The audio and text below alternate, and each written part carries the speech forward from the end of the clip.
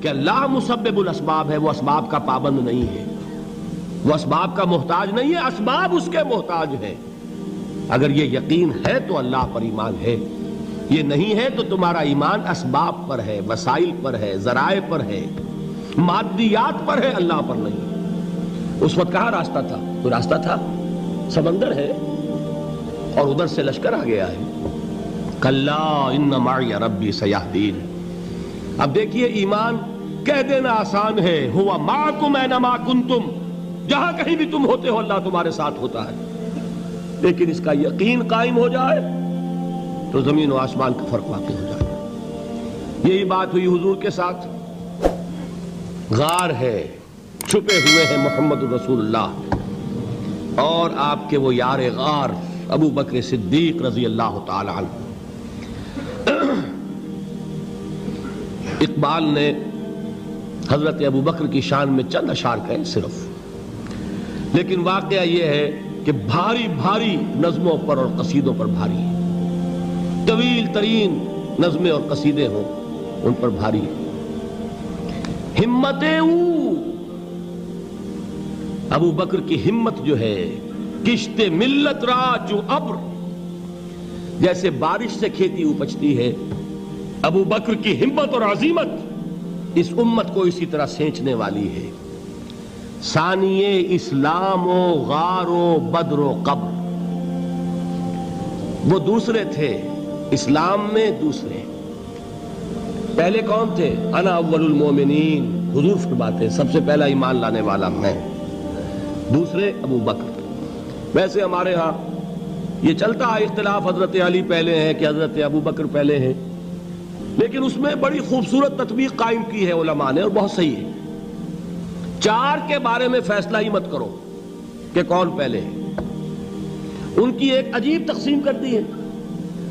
آزاد مردوں میں، بالغ مردوں میں سب سے پہلے ابو بکر، بچوں میں سب سے پہلے علی، خواتین میں سب سے پہلے خدیجہ، اور غلاموں میں سب سے پہلے زید ابن حارثہ۔ بڑی پیاری تقسیم ہے، یہ چاروں ہی پہلے ہیں، ہر ایک کے لیے اولیت ہے۔ اور واقعہ یہ ہے کہ اگر زمانی اعتبار سے تعین ہوگا تو پہلے خدیجۃ الکبریٰ آئیں گی رضی اللہ تعالی عنہ۔ کسی اور سے بات کرنے کی نوبت بعد میں آ سکتی ہے، پہلے تو اہلیہ محترمہ سے بات ہوئی، آتے ہی پہلی وحی ہوئی ہے، ابھی تبلیغ کا حکم نہیں تھا۔ کس کو بتایا واقعہ؟ ابھی اپنی نبوت کی تبلیغ کا تو حکم ہی نہیں آیا۔ واقعہ کس کا ہے؟ وہ خدیجہ کا ہے۔ جب کہا ہے کہ خشیت علی نفسی، مجھے اپنی جان کا اندیشہ ہے، تو کیا جواب دیا خدیجہ نے رضی اللہ تعالی عنہا؟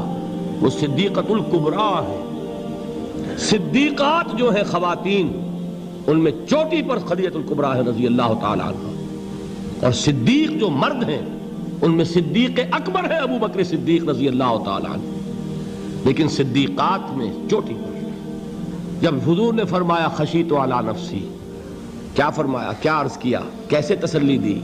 نہیں نہیں، اللہ آپ کو ضائع نہیں کرے گا، آپ غریبوں کے ہمدرد ہیں، آپ مساکین کے تکالیف رفع کرنے والے ہیں، آپ بیواؤں کی سرپرستی کرتے ہیں، آپ مسافروں کی خدمت کرتے ہیں، اللہ آپ کو ضائع نہیں کرے گا۔ یہ یقین ہے اس خاتون کے اندر۔ خیر وہ ایک علیحدہ بات ہو جائے گی۔ میرے دل پر حضرت خدیجہ رضی اللہ تعالیٰ عنہ کی شخصیت کا بڑا گہرا نقش ہے، جو وہ کوئی اور ہی وقت اور موقع ہوا تو بیان ہوگا۔ بہرحال اقبال نے ایک مصرے میں جو چار اولیتیں جمع کر دی ہیں، ہمتیں کشت امت را چو ابر، ثانی اسلام و غار و بدر و قبر۔ اسلام میں حضور کے بعد پہلے کون؟ ابو بکر۔ غار میں حضور کے ساتھ کون؟ ابو بکر۔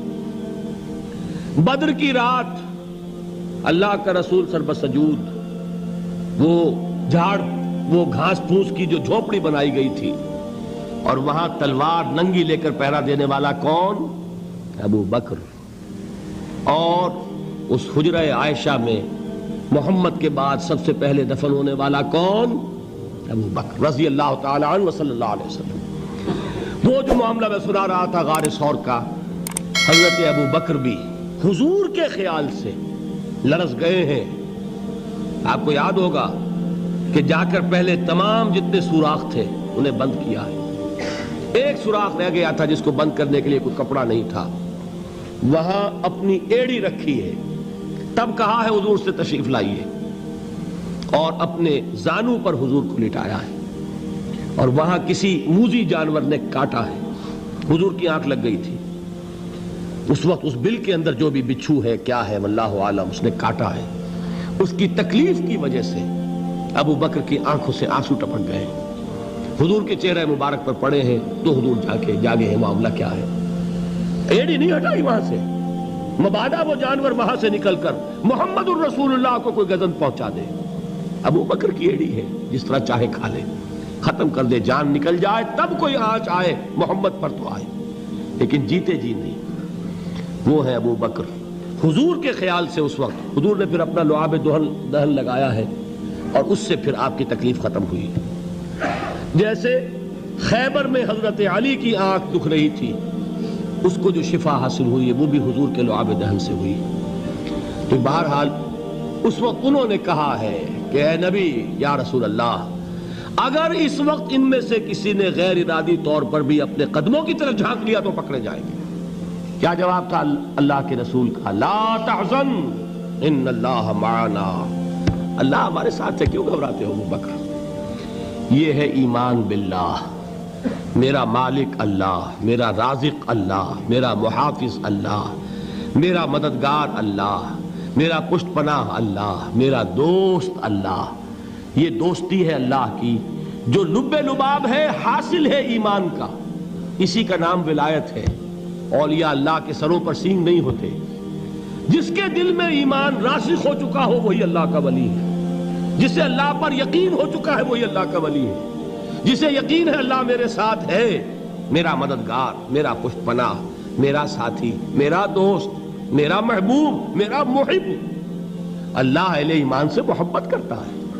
واللہ یحب الصادقین. ان اللہ یحب الذین یقاتلون فی سبیلہ صفا کانہم بنیان مرصوص. اللہ محبت کرنے والا, اہل ایمان محبوب, اور اہل ایمان محبت کرنے والے اللہ محبوب. والذین آمنوا اشد حبا للہ.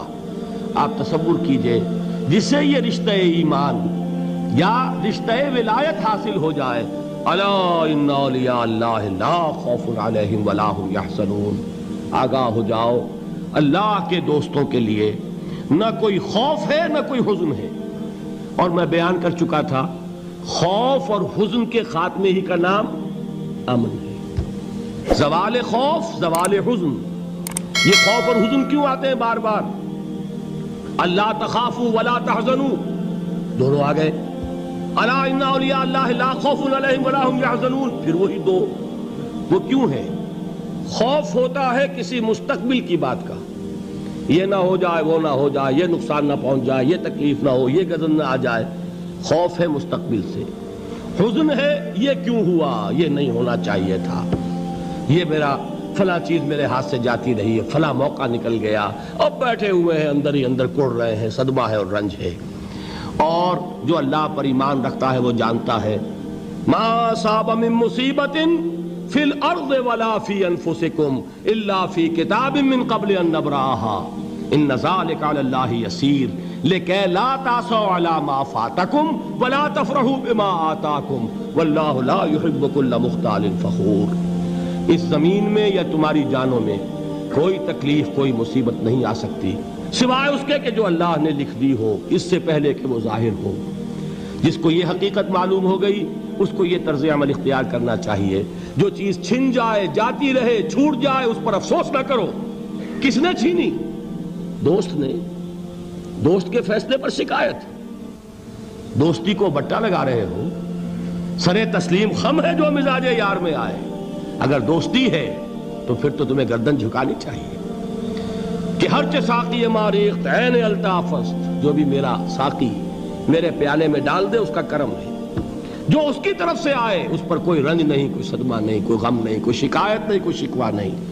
اور جو ہوگا وہ اس کے اذن کے بغیر نہیں ہوگا, اور اس کا اذن ہوگا تو یقیناً میرے لیے خیر ہی خیر ہے, چاہے وہ ناگوار شے ہو, بظاہر مجھے اچھی نہ لگ رہی ہو، میری شارٹ سائٹڈنس میں مجھے وہ نظر آ رہی ہے کہ میرے لیے بری ہے، لیکن قرآن نے کہا ہے عسیٰ ان تکرہوا شیئا وہو خیر لکم وعسیٰ ان تحبوا شیئا وہو شر لکم واللہ یعلم وانتم لا تعلمون۔ ہو سکتا ہے تم کسی چیز کو ناپسند کرو درحال ہے کہ اسی میں تمہارا خیر ہو، اور ہو سکتا ہے تم کسی چیز کو پسند کرو درحال ہے کہ اس میں تمہارا شر ہو۔ اللہ جانتا ہے، تم نہیں جانتے۔ جب مجھے یہ بات معلوم ہو گئی، میں نے اپنا معاملہ اللہ کے حوالے کیا۔ سپردم بے تو مایا خیش را تو دانی حساب کم و بیش را، اے رب جو تو چاہتا ہے وہ ہو، تیرے علم میں جو شے میرے لیے خیر ہے وہ ہو جائے، میری کوئی پسند نہیں، میری کوئی چاہت نہیں، یہ ہے راضی برضائے رب۔ اکبر الہ آبادی نے اسے کہا ہے رضائے حق پہ راضی رہ، یہ حرف آرزو کیسا، خدا خالق، خدا مالک، خدا کا حکم تو کیسا۔ جب میں آ گیا بیچ میں، میری پسند، میری مرضی، میری خواہش، میری چاہت، یہی تو شرک ہے۔ ما شاء اللہ کان وما لم یشاء لم یکن، جو اللہ نے چاہا وہ ہوا، جو اس نے نہیں چاہا نہیں ہوا، اختیار اس کا ہے، میرا تو نہیں۔ رضائے حق پہ راضی رہے، یہ حرف آرزو کیسا، خدا خالق، خدا مالک، خدا کا حکم تو کیسا۔ اقبال نے اسے کہا ہے فارسی میں، اب آپ کہیں اس کا ترجمہ بھی کرو تو وہ مجھے ذرا اس وقت کچھ بہت ہی بدذوقی کسی بات نظر آئے گی۔ جائیے پوچھئے کسی سے جسے فارسی آتی ہو، بروں کشید ز پیچا کے ہست و بود مرا، چے اقدہا کے مقام رضا کشود مرا۔ مجھے تو تمام پیچ و خم سے نکال دیا اس مقام رضا نے، میں راضی برضائے رب ہوں، جو فیصلہ اس کا میں اس پر راضی۔ تو کہاں کا حزن اور کس کا خوف، یہی زوال حزن اور زوال خوف، یہی ہے امن، یہ نتیجہ ہے ایمان کا۔ تو جان لیجئے یہ ہے لب لباب، یہ ہے حاصل ایمان کا، یہ ہے تو ایمان ہے، یہ نہیں ہے تو ایمان نہیں۔